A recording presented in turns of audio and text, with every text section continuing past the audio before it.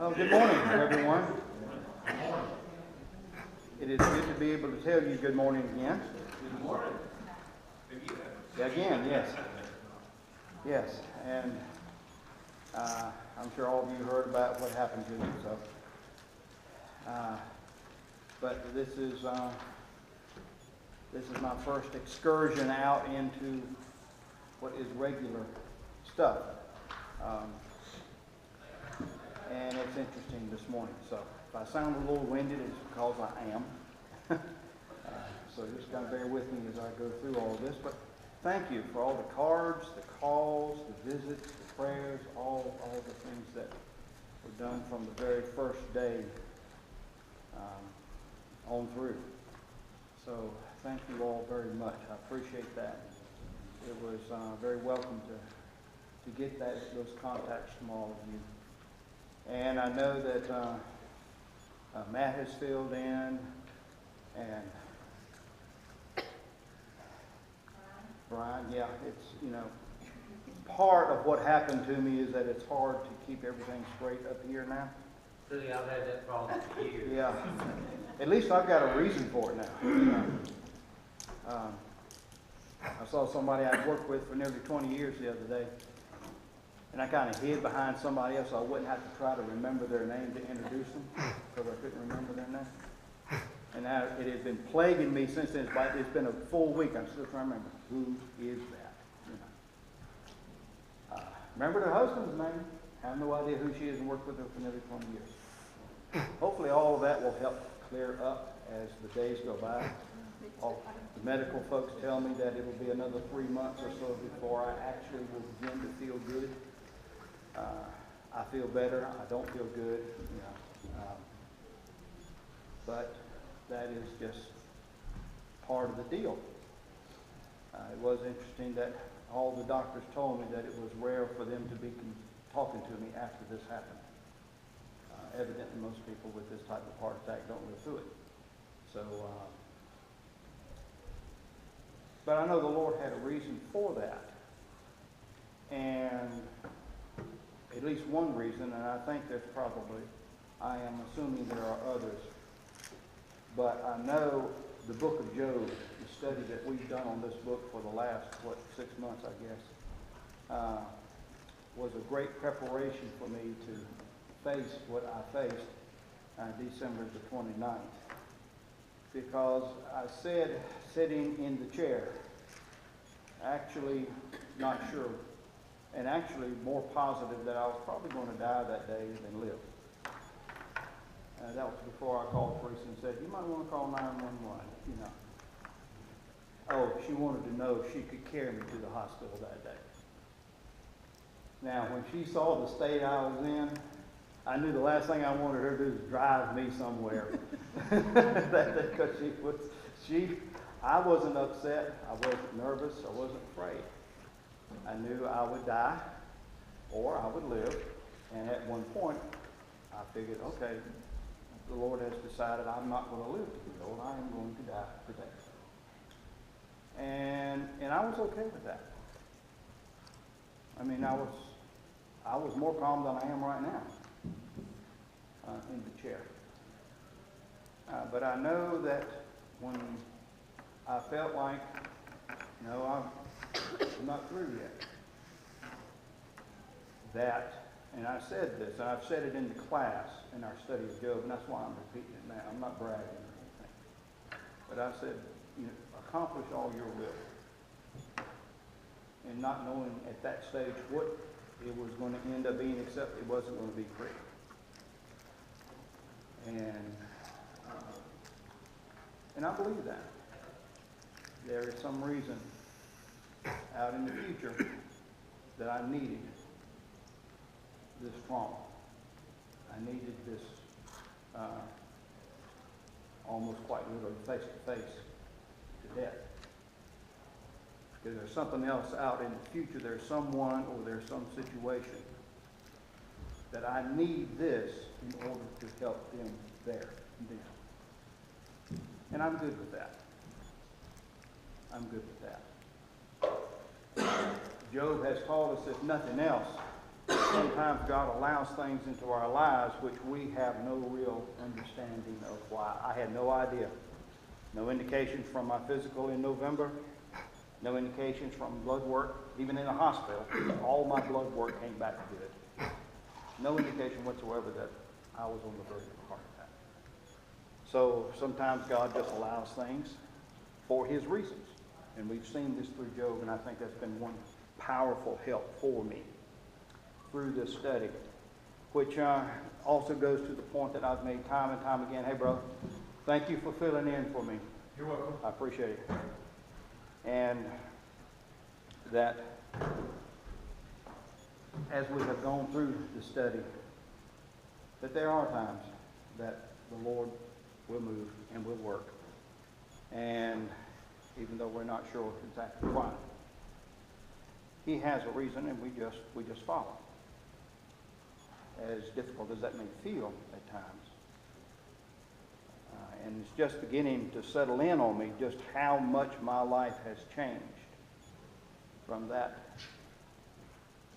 few minutes when that attack hit. And how much it's going to be changed forever. You know, like one heart doctor said, he said, just go ahead, and he said, talking about the different medicines that I'm on. Not a lot, but several. He said, you're going to take these forever. Of course, I'm thinking, we'll see, you know. But I haven't lost being hard-headed yet. I'm sorry, I just haven't, you know. But he said, you'll take these forever, and, you know, and they put on my paperwork that I stand a good chance of having another one of these within the next year. I thought, well, that's encouraging. You know, great. Any more good news that you're hiding from me, Doc? You know, you want to come? But so it's beginning to settle just how much has changed and how much it's going to have to change in my life. But it is okay. I want the Lord to do and accomplish all his will through this. And whatever I've got to do to help him, enable him to work through me freely, that I'll do. So all that being said, get that stuff off of me and out of the way. Are you going to be able to retire, Bill? When I turn 67, I'm going to shoot. I can retire at 66, but I'm going to probably try to work another year after that. About 10 years ago, Close. It feels like it, yeah. It feels like it. Yeah. I've got about 19 to 20 months until I retire. Fully, completely, depending on how things go. Now, things don't go well once I get back out of the job. I can always hang it up at 66, which is 9 months from now. But we'll see. We'll see.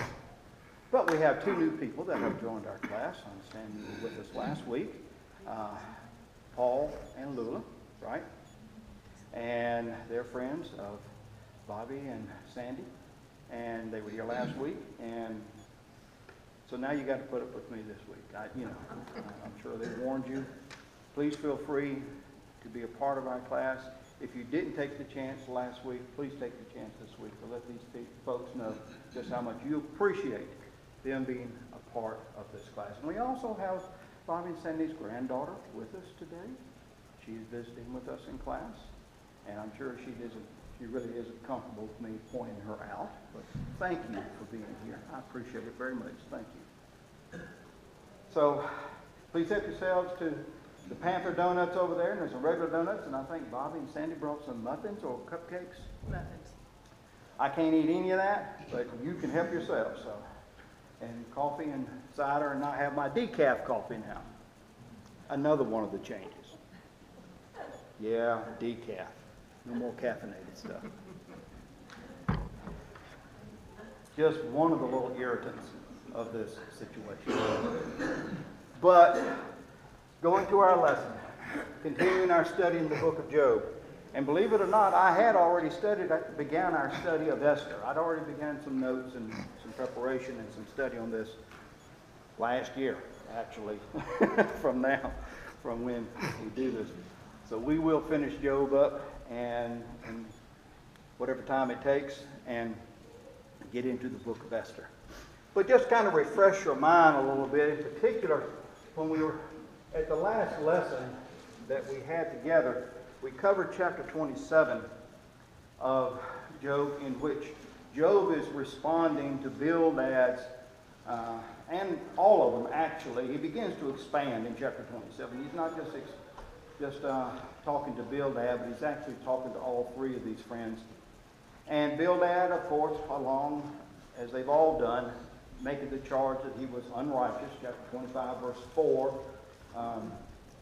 Bildad, says that, how can a man be righteous before God? How can one be born of woman be pure?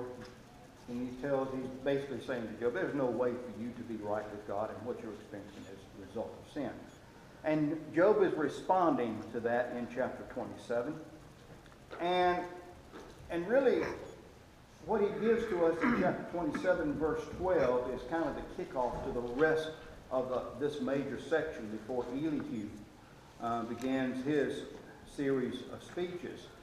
Job says, and this is New International Version, chapter 27, verse 12, he says, why then this meaningless talk? And he's answering not just Bildad, but he's answering all three of these companions who have charged him in some form of sin. And he actually is using that as a prompt. From verse 13 right on through the end of the chapter, he actually takes the three companions' stance. And he says, look, I understand what you're saying. And he says, really, I kind of agree with this. Yeah, sinners are under the judgment of God. Yes, they will. If you know not Jesus Christ, if you know not God, then yes, you may suffer any number of these things that he lists in that section from 13 through 23. He says, but the problem is it doesn't apply to me. I'm not one of those wicked people. And that's been the argument all the way through the book of Job. You're guilty? No, I'm not. You're guilty? No, I'm not. Yes, you are. No, I'm not. That's basically the book of Job in a sentence. And he goes there and he says, I understand this. But he begins it with that question. Why then this meaningless talk? This doesn't have any meaning for me. Yeah, I understand this, Job is saying, but this doesn't have any meaning for me. And Job then gives, beginning in chapter 28 and going through chapter 31, and I wrote those chapters up there, a series of statements in which he summarizes his understanding of what his situation looks like to him. And this is a wonderful section of this book. Now, we touched on chapter 28 when we had an earlier discussion on wisdom. And I'll just briefly touch on that chapter because it's a beautiful chapter in the Bible in its entirety. But in chapter 28, Job talks about wisdom. And he begins by explaining that there's a place that humanity has been able to find wealth, riches, jewels, valuables, whatever treasure we as human beings count as treasure. And he talks about this through the first 11 verses. But then in verse 12 of chapter 28, he says, but where can wisdom be found? Where does understanding dwell? In other words, how do you find the ability to do and to act in life? You can find gold. You can dig up oil. He doesn't talk about it here, but put it in our modern language. We can find the oil. We can find the natural gas. But where do you find wisdom? Where do you find that ability? And the Hebrew word relates more to teaching or understanding, which speaks to more of what is done through knowledge with and toward others. Not so much about the silver and gold and the treasures and whatever, but how do you act with and toward others? And that word, Hebrew word, denotes discernment and shrewdness and prudence. And Job says, where do you find this? How do you dig up this ability? In other words, how do I understand my living in this life? Why am I here? Maybe I've assumed a vast amount of treasure. What good is it? Why am I here? What am I supposed to do with this? And from verses 14 through 19, Job says you can't buy this kind of wisdom. Everything that mankind holds dear and valuable pales in comparison to the price of wisdom. And from verse 20 through 22, Job says wisdom can't be found in any particular place. Geologists can find a place to find gold or oil or whatever minerals. But where do you find wisdom? And Job, from verse 23 through verse 28, gives to us a passage of Scripture that tells us that wisdom is something that is not found in material things, but it is a spiritual element that only the Spirit of God knows. The path of living in this life, the why you are here, is something that is spiritually understood. It's not understood with metals. It's not understood with minerals. It's not understood with whatever we dig up out of the earth and whatever location we are. We can have an understanding of all the operations of life without ever understanding the operation of life. And then he goes on to say that the wisdom he's talking about is how to live within the elements of life. The ability to navigate all that makes up living is wisdom. And when we think about that, think about navigating your life. Think about going through all of your life. Has it been money or has it been the physical things that have really helped you? Or has it been that intangible?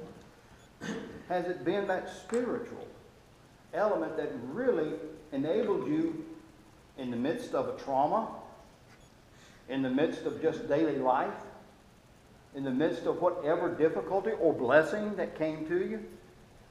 What was it that helped you to get through it? Was it silver? Was it gold? Was it the dollar bill in your pocket? Was it the degree hanging on the wall? Was it... No, it was that intangible element of wisdom. And that's when we really can see, because, you can be rich without wisdom. You can have a lot of things and not really know how to use them. And so he winds up this passage by saying wisdom that rarest of finds is found in our relationship to the God who knows. And this is what he says. He says in verse 28, and he said to man, the fear of the Lord, that is wisdom. And to shun evil is understanding. The fear of the Adonai, the fear of the master, the fear of the creator, fear of the owner, fear under the reverence, not just scared, but you recognize that he is worthy of our attention, our obedience, our surrender. That is when you begin to find wisdom, because it is in him. And this makes up how to live in this world. And all of this is going to introduce us into where Job is going to go in 29, 30, and 31. So this is why he's talking about this. And it also reflects back to what is introduced about Job in chapter 1, when Satan had to come in front of the Lord. And he said, have you considered my servant Job? There isn't anybody like him. One who fears God, there's your reverence, and eschews or shuns evil. One who reverences God and then lives like he reverences God. And Job was just saying, that's the wisdom. God echoed it about Job in chapter 1. This is a wise man. Not because he's just smart, but because he understands how to navigate life. And the way to navigate life acceptably to God is through fearing the Lord. So, that's just kind of a brief of chapter 27 and 28. What do you think chapter 29? How many of you have read chapter 29 and can answer this? What do you think chapter 29 actually talks about?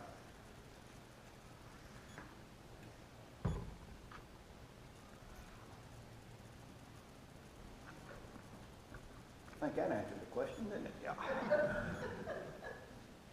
First part of the question, anyway. How many of you read that chapter? Job chapter 29, and it's interesting because as many times as I read it until the study, I hadn't really thought about it. We get a glimpse in chapter 29 into what Job's life looked like before the conversation in heaven's council hall in chapters 1 and 2. And as we read this chapter, we can get a sense of why Job is so frustrated with his life now that he's suffered all of these things. Look at what he says. Let's begin. Job continued his discourse. Now, he just talked about wisdom. Fear the Lord. That's his wisdom. Shun evil's understanding. Job continued, and he says, How I long for the months gone by, for the days when God watched over me, when his lamp shone upon my head, and by his light I walked through the darkness. Oh, for the days when I was in my prime, when God's intimate friendship blessed my house, when the Almighty was still with me and my children were around about me, when my path was drenched with cream and the rock poured out from me streams of olive oil. You can just get a sense as Job is now reflecting back. He said, just a few months ago, I had it all. And I just felt the shine of God's love on me. And using metaphors here and illustration, my path was drenched with cream. In other words, I had a good life. Rocks poured out streams of olive oil. Like we say about some people, everything they touch turns into money. You've seen people like that. I am not one of them, but we've seen people like that.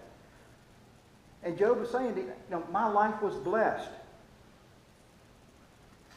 And it's interesting that Job is almost sounding like his three companions here. Look at what he says. God was with me then.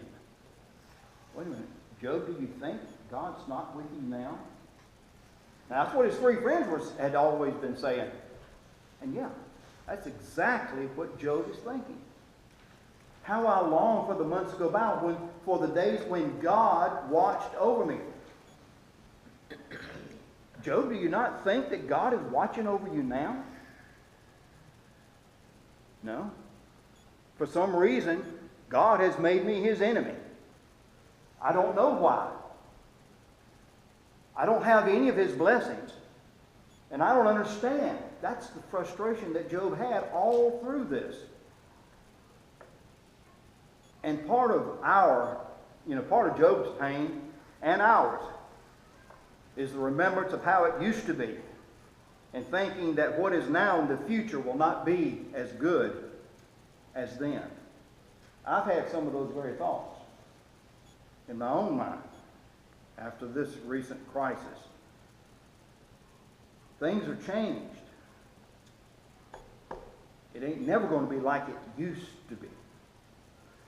It ain't never going to be as good as it was. And in ever how many ways that may be true, never think that God can't use your now and tomorrow as much and more than your yesterday. Why do we remember Job? Why do we have the book? Why do we have the study? Why are we spending all this time talking about Job?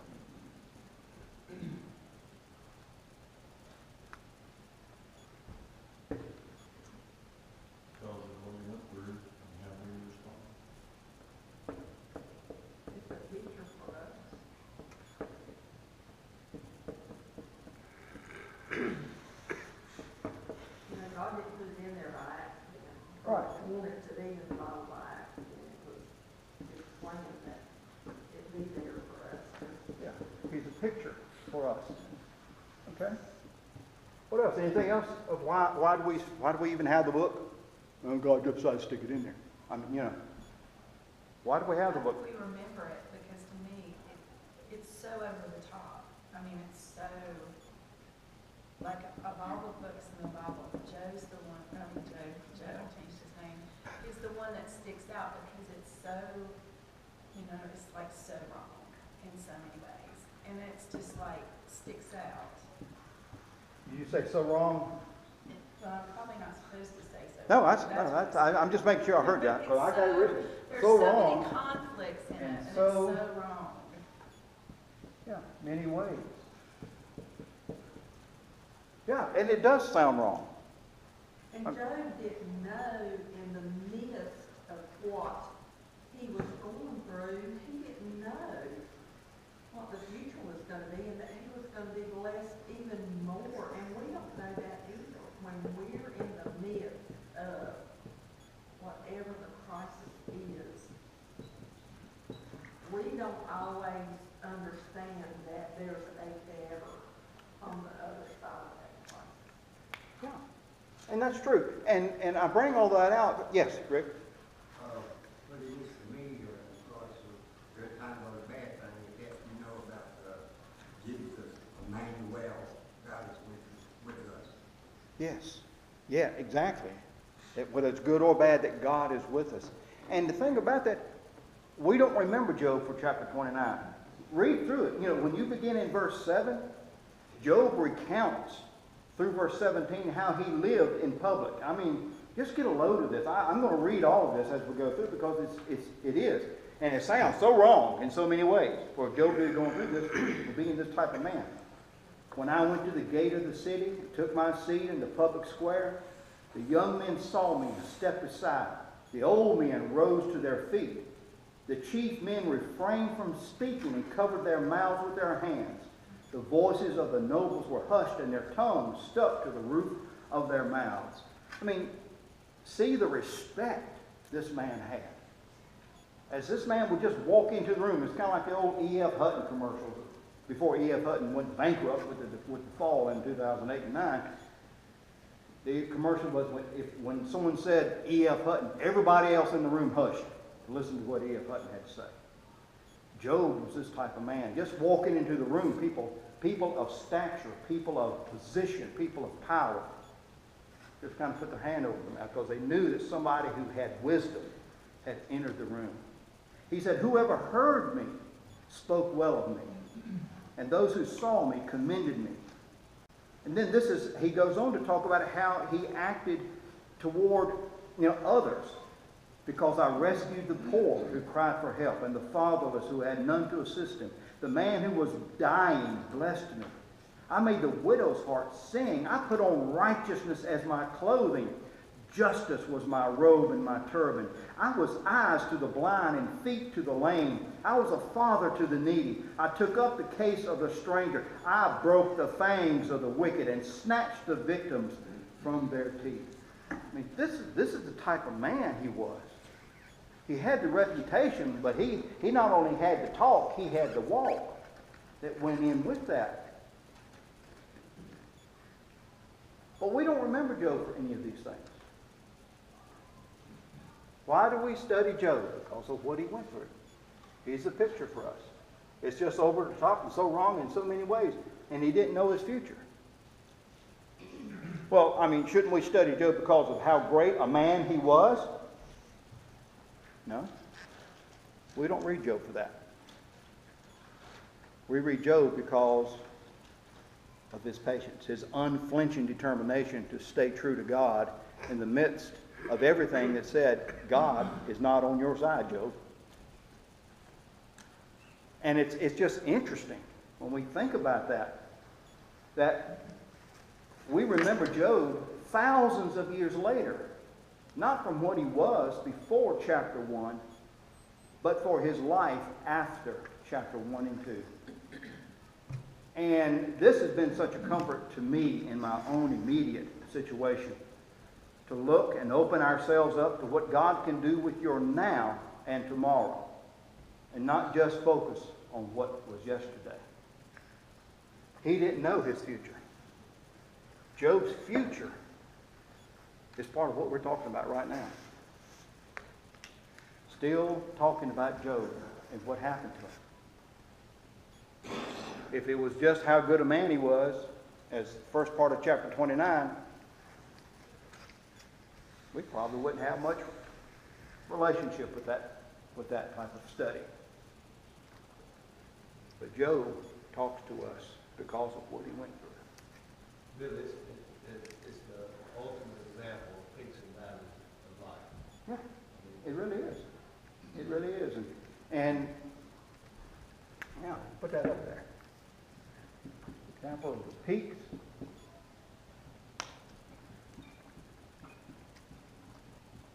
and the valleys of life. And my handwriting didn't get any better while I was in the hospital either, as y'all know. So. I thought it was better. I thought maybe it was the absence of caffeine or something. And a chance. And a chance. Yeah. And a chance.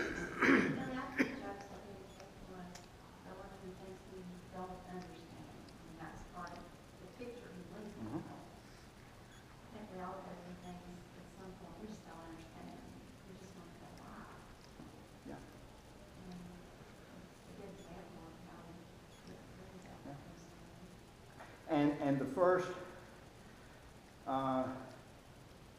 17 verses of chapter 29 don't help us at all with that. Talking about how he was before. I can't help but notice in those first 17 verses, there's a lot about what he did. Mm-hmm. I mean, I know all those things he did, because he was God's chosen person, but at the same time, in retrospect, this a lot looks like what I did. Mm-hmm. And perhaps a lot of this came about because he needed to show Job, yeah, you did a lot of this stuff, but you did it because of me. Mm-hmm.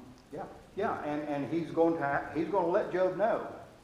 Look, Job, you don't understand as much as you think you understand. That's going to be the main line that God is going to present to Job in chapter 38 when he begins to respond and clear up the situation. Now, you think you've got a good picture of a good handle of Job, but no, you.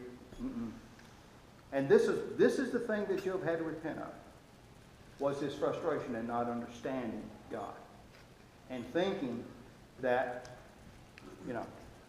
he understood enough to be able to define how God was going to work. And that was what he had to repent of, was that assumption. So in verses 18 and 20 of this chapter, and this gets right to Brian's statement here, Job said, I thought, I will die in my own house, my days as numerous as the grains of sand. My roots will reach to the water, and dew will lie all night on my branches. My glory will remain fresh in me, the bow ever new in my hand. Job assumed, I got a good life. I'm walking in wisdom. This is how it's going to be the rest of my life. I'm going to die an old man in my bed. Didn't turn out that way for Job. And in the final section of this chapter, those statements prompt Job. He goes back and he says in verse 21, men listened to me expectantly, waiting in silence for my counsel. After I had spoken, they spoke no more. My words fell gently on their ears. They waited for me as for showers, and drank in my words as spring rain. When I smiled at them, they scarcely believed it. The light of my face was precious to them. I chose the way for them and sat as their chief. But at the same time, I dwelt as a king among his troops. I was one who comforts. I was like one who comforts mourners. In this final section, Job says even though he had great power and influence and could cow most anybody by just his simple presence, he still practiced life as a common man. I dwelt as a king among his troops. I didn't separate myself out. I lived with the regular Joe on the street, And I was like one who would comfort mourners. Maybe regular Joe's not a king. No. Yeah, he's regular. No, Joe, I'm sorry, say it again. Well, you said he sat like everyone else, and it says I sat as a king in the army. To me, the king isn't like everyone else. Maybe he was more like a soldier. Yeah, and Job just simply noting that as, you know, as kings would separate themselves, like he didn't try to do that. He tried to be a regular guy, with just like a soldier. If I'm understanding you correctly, that's what you're saying. Okay. If not, it might, you know, things may not be quite as clear to me yet. But after Job has given us this chapter and all the things that was his life before chapter 1. Life before. Chapter 30. Now, look at what he says in chapter 30. But now, they mocked me, men younger than I, whose fathers I would have disdained to put with my sheepdogs. Of what use was the strength of their hands to me, since their vigor had gone from them? Haggard from want and hunger, they roamed the parched land and desolate wastelands at night. In the brush they gathered salt herbs, and their food was as the root of the broom tree. They were banished from their fellow men. They shouted as if they were thieves. They were forced to live in the dry stream beds, among the rocks and in holes of the ground. They brayed among the bushes and huddled in the undergrowth. A base and nameless brood, they were driven out of the land. Did verse 9. And now their sons mock me. In song, I've become a byword. They detest me. They spit in my face. Now that God has unstrung my bow and afflicted me, they throw off restraint in my presence. On my right, the tribe attacks. They lay snares for my feet. They build siege camps against me. They break up my road. They destroy me. And they advance us through a gaping breach. Terrors overwhelm me. My dignity is driven away. My safety vanishes like a cloud. My life ebbs away. Night pierces my bones. My gnawing pain never rests. In his great power, God becomes like clothing to me. This is New International Version. Yours may read a little different. He binds me like the neck of my garment. He throws me into the mud, and I'm reduced to dust and ashes.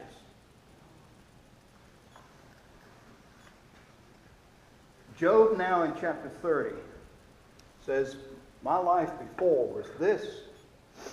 Now, people that I wouldn't set on with the dogs of my flock act like I'm nothing. Instead of being respectful, they detest me, they curse me, they spit in my face, all of these things. And it brings up an interesting statement, an interesting question to me. This group of people that he describes in these first 8 verses, what made them different than the group he described in chapter 29, verses 12 through 17, that he saw as worthy of help? Let's look at that and let's compare it for a minute. Chapter 29, 12, I rescued the poor, fatherless, people who had no one to help them, person that was dying. I made the widow's heart sing. I was eyes to the blind, feet to the lame, father to the needy. I took up the case of the stranger. I broke the fangs of the wicked, snatched victims. What made this group in chapter 30 different than the group he saw as worthy of help? I mean, look at how he describes this crowd in chapter 30. I wouldn't have put my dogs on. And this is one of the few places in the Bible, in the entire Bible, that dogs are even mentioned and are mentioned in any positive light. In the Old Testament, dogs were looked at as either, useful or scavengers. They really weren't seen as pets as we see them now. And I think, our domestication and virtual worship of them now has kind of, maybe muted a little of what Job is saying here. But in the Old Testament, a dog was either useful or he was a mongrel and it wasn't any good at all. And he's saying, I wouldn't even put these people who are now around me I wouldn't even set my dogs on. What made these people different than the people listed in chapter 29? The first thing that comes to my mind is these people had no respect for him. Okay? He couldn't do anything for them anymore. Well, also, and I'll let you back in my book too, but it does make sense. He had personal knowledge of these people and their fathers. He had personal relationships and or knowledge of it. Whereas, like, if you go into a town and you see people, you don't have the knowledge, you don't know them, you just know them as a general class. These people, they were like kids that he knew personally about these people and their parents. Okay, yeah. So there may have been a personal knowledge which differentiated the group in 29 as being worthy of help and the group in 30 as being worthless. One translation of verse 8, where it says that they were a base and nameless brood, one translation gives us as a worthless bunch of nameless nobodies. Okay, what makes the difference? What makes the difference? Maybe he knew them, maybe he didn't. What else? What? He had money in one and didn't have money in another. Okay, he had money in one and didn't have money. He had an investment in one and didn't have an investment in the other.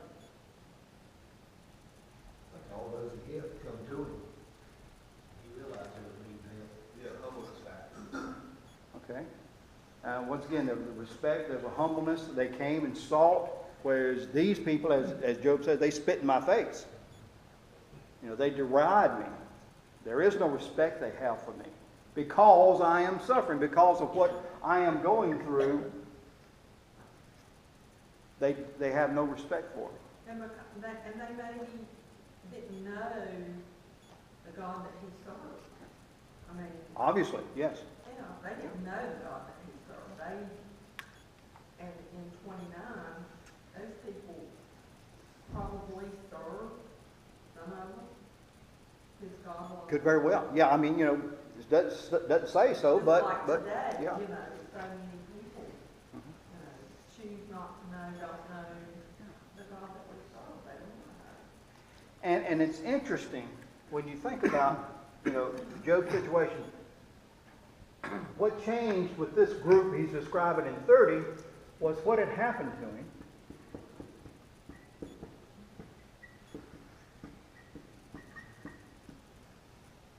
How often is it that we change our opinion about somebody because of something that has happened to them? Because of circumstances. For me, see, after my daughter and son-in-law were arrested for drugs, and I knew that they had been on drugs, and it changed my whole opinion and outlook of how those things can happen, and how their life can be just.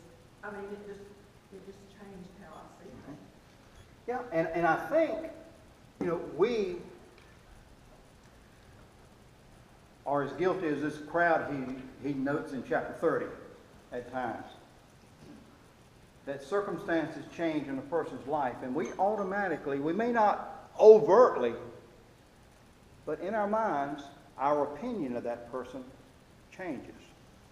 We see it in the work world all the time. Something, you get to a certain age, you're no longer as productive. You're no longer as useful. You're no longer as good, even though you may very well be. But in their minds, because you've hit that golden number of 65, okay, you're not who you need to be. Maybe I don't move quite as fast as I did, but I still have a sharp mind, still have abilities. And especially, when we get older, we do think about it. When my wife got her last job, before she retired from it, one of her statements was, "They're never going to hire me. I'm too old." I mean, that's what she said. She was really concerned about that. But she did get the job. Well, she had She had the experience and she had the knowledge. But sometimes you look at someone, and because their hair has either gone or, or has changed colors or something like this, we change our opinion. Kelly, I think it's the other way too. We can look at people and think, wow, they have it all together, they don't have any problems, life's great, and we don't know the story Yeah. behind this. And it's just interesting, I'm going to have to wrap it up with this, but it's easy for us to look at someone and say, and just change an opinion without any real reason to do that because they have suffered an adverse circumstance. Now, there's some more elements to this I want us to look at, but we'll need more time than the couple minutes that I will have because it's already quarter after. And they'll be ringing the bell out there and everything in a moment. But let's think about that for next week. Let's look at those passages in chapter 29 and chapter 30. And let's talk about this a little bit more, because there's several other points that we want to bring out of that. Grab you a donut, eat it during church, hack off somebody.